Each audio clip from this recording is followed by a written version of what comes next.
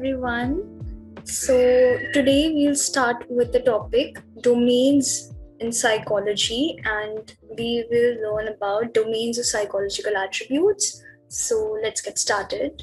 All right. So, when we talk about psychological attributes, what do we mean by it? Okay, what do we mean by psychological attributes? So, psychological attributes are basically the social interactions that are personally embedded in our lives. All right. Social attributes like what is our relationship with our friends, what are the relationships with our family members, or how do we personally react or personally interact in any social situation where we meet complete strangers. How do we react in front of them? Okay, so it's basically so psychological attributes basically refer to our social interactions, be it of any type, be it with our friends, um, our partners, our family members, or some complete strangers. Then, psychological attributes also refer to certain cognitive properties, or we can say complex dynamic processes. Okay, cognitive processes such as thinking and how do we plan things, how do we organize things, how do we perceive things. All these components come under cognition or cognitive attribute. Okay, so psychological attributes basically measure our social interactions and our cognitive properties. All right. So now, the basic question which arises while learning or while going through psychological attributes in psychology is that psychological attributes are always multidimensional and never unidimensional. Okay, what do we mean by multidimensional? Multidimensional means psychological attributes have various dimensions. Okay, and they are not made up of any single dimension, but various dimensions are there. Okay, now what do you guys think is the basic reason for psychological attributes being multidimensional and not unidimensional? Okay, so the basic reason behind psychological attributes being multidimensional is that they assess various aspects of our personality.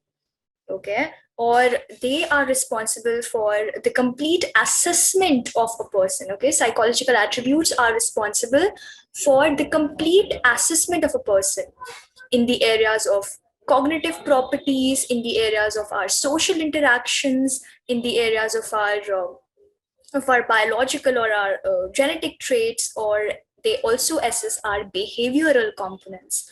Okay, how we think and how we plan related to cognition. How do we interact with our social surroundings related to social attributes? And how does our biological or how does our genetic abilities enhance our personality or degrade our personality related to biological aspects? And how have we learned certain responses, and how have we learned to react to certain stimulus in a particular situation relates to our behavioral component. Okay, so psychological attributes are not unidimensional because they do not measure any one thing, but they measure the complete assessment of a person in terms of various aspects like cognitive, social, biological, behavioral, and emotional as well.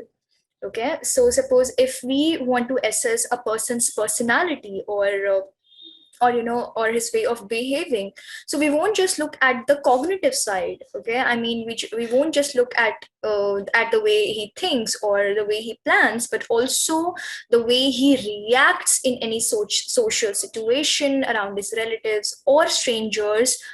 We'll take into consideration the the social side also, because you want to know more about his personality. Okay.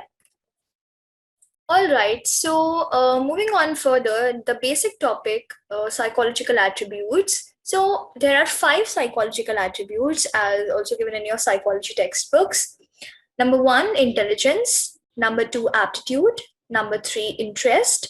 Number 4, personality. And number 5, values. So we'll go through each one of them, and yeah, let's move on further. All right. So the very first psychological attribute which we are going to learn about is intelligence. Okay. So this is a, we talk about intelligence in our layman language. I think he is intelligent, or I think she's intelligent. Now, what do we take the basis of being intelligent? Okay, I mean, how do we come to this conclusion that a particular person is intelligent or a particular person is dull? Okay, what is your basis of measuring the intelligence of any person? I'm sure you all must be using a very layman language. If somebody scores good in his test, or if somebody scores good in his assessment, that means he's intelligent. Or if somebody scored less in his assessment, that means he's not under the intelligent category. Okay, but we will learn intelligence in a more psychological term today. So yeah, so there are different definitions of intelligence. The very first definition of intelligence was given by Oxford Dictionary. So basically, Oxford Dictionary defined intelligence as the power of perceiving. Okay, the power of perceiving. The very first point in Oxford Dictionary is that the intelligence is the power of perceiving. Now, see, what is perceiving? Perceiving is different from seeing. Okay, now how is it? See, suppose this is your table. Okay, consider this as your table, and there are various things over here. Okay, like a complete mess is there on your table. So you are able to see that complete mess. That is seeing. Okay, you are just looking at your table, and that is a complete mess. So basically, seeing is a biological function. Okay, you are not inferring anything right now. You're just looking at your table. It is a complete mess, but you haven't inferred anything. Now, what is perceiving? When you look at your table and you look at every single mess around your table, you are gonna categorize the mess into certain different parts. Like, eatable items, you can make one group of the eatable items. You can make one group of your study notes, or of your notebooks, or etc. And you can make a separate group for all your clothing materials, or all your clothing items. Okay, so now see what happens. Seeing is when you just looked at your table and it was a complete mess. Okay, so seeing is that your eyes just looked at the table. Okay, you just got that sensation that, okay, fine, this is my table and a lot of things are messed up over here. Now, perceiving was when you looked at the mess, looked at all the mess on your table, and you categorized that mess into different parts. You were able to perceive it in different groups.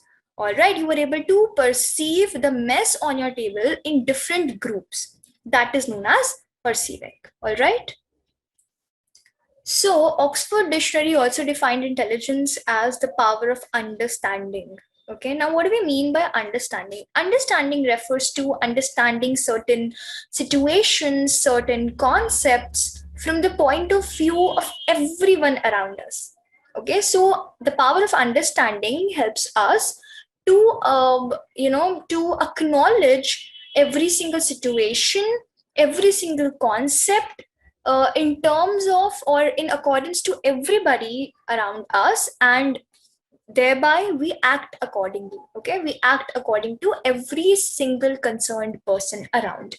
Okay, um so basically, like, someone has a different political view and he makes a different statement in his reference, then we will understand his point of view and then we will act accordingly. Okay, next is the power of learning. Oxford Dictionary defines intelligence as a power of learning as well. So what is learning? Learning is not merely learning your cramming up the notes on your textbooks, or cramming up some certain certain test notes or certain study notes. Okay, that is not learning. That is just a layman term which we use for learning. Learning is really different. So what is learning basically? Learning,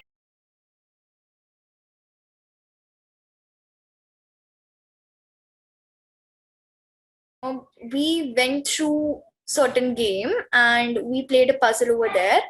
We were not able to solve that puzzle in our past, but now we have learned the strategies and we went through that puzzle again this time, and using the past experiences or using the past strategies, we are able to solve that particular puzzle right now or in the current situation. That is learning. Why? Because we used the past experiences or we use the past resources or strategies to solve current problem or to solve the current puzzle. Okay. Last is the power of knowing. So Oxford Dictionary, according to Oxford Dictionary, intelligent person is the one who keeps himself aware and updated of one's surroundings. Like, for example, one who makes himself or who keeps himself updated about the socio-economic condition of people due to which people behave in a particular way. All right. All right. So the next definition of intelligence was given by Alfred Binet. According to Binet, intelligence is the ability to judge well, understand well, and reason well. What do we mean by judge well? See, to judge well means, see, a person who is intelligent will obviously be fair. Okay, will be fair and give justice to both the sides. All right. For example, the judge of courts, okay, or you might have seen in a court trial that the judge tries to listen fairly to both the parties' lawyers. Okay. So only an honest judge. I'm not talking about corrupt judges over here. Obviously, they are not intelligent. Yeah, they're smart. Obviously, yeah, yeah. In a way, they are intelligent. What can we say? Yeah. All right. So basically, judging well means that if we try to understand or we try to give fair chance to both the opinions, or if we try to give fair chance or equal chance to both the options or justice to both the opinions, then according to Alfred Binet, we will be considered as an intelligent person. Next, Alfred Binet. According to Alfred Binet, intelligent person is someone who understands well. Understands well, understanding we have done before as well, according to Oxford Dictionary. Like, if a person understands certain situations or if he understands certain concepts in view of other persons around him or according to his surroundings, according to people surrounding him, and then he react accordingly to that particular situation, and he reacts accordingly to that particular concept, then he will be considered as an intelligent one. The last one, according to Alfred Binet, intelligent person is someone who reason well.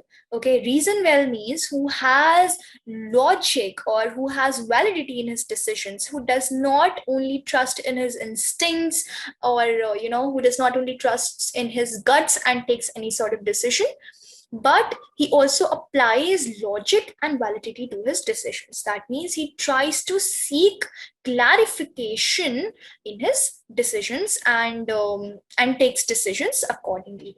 All right. Okay, so coming on to the next one, the next definition was given by Weschler. Now, according to Weschler, intelligence is global and aggregate capacity of individuals to think rationally, act purposefully, and deal significantly with their environment. Okay. Now, we'll go through all these 3 points one by one. So, what do we mean by rationally? What did he mean when he said, that intelligent person is the one who thinks rationally? Rationally is again like the last concept of the last concept of intelligence in Alfred Binet definition, that was reason well. So rational, you all can think in correspondence to reasoning well. Okay, this again is similar to applying logic, applying valid reasons, or applying clarification in one's decisions. Okay, I mean, intelligent person is the one who has certain logics or who has certain valid reasons behind his decisions. Okay. Next, according to Weschler, intelligent person is the one who has the capacity to act purposefully. To act purposefully means that an intelligent person, according to Weschler, has a perfect plan in his mind and has a perfect strategy in his mind. And according to, like he consider it like this, when we want to buy a home, or when we want to buy a flat, we go through its map. Okay, and then we look at the map and then we are like, okay, fine, this room is over here, but it would be much better if this were to be here. So that is a plan. So consider this plan as a map plan, we created a mind map, and then that particular mind map is created in accordance to what do we say, yeah, in accordance to take our plan into consideration, or in accordance to fulfilling our plan. Okay, so that means the intelligent person has a particular purpose, due to which he plans something, and then he works towards that particular plan, or he works towards fulfilling his particular plan. Right, so the last one is deal adaptively. Okay, so what do we mean by dealing adaptively? See, the very, very basic example is, suppose we are living over here in a very, very, very dry region like Delhi, and a hot summer season is prevailing over here. And if we were to go to some trip, say to Manali, or say to Masuri, then obviously we are gonna pack our bag with woolen clothes or with cotton clothes. Why? Because we obviously want to adapt to the environment.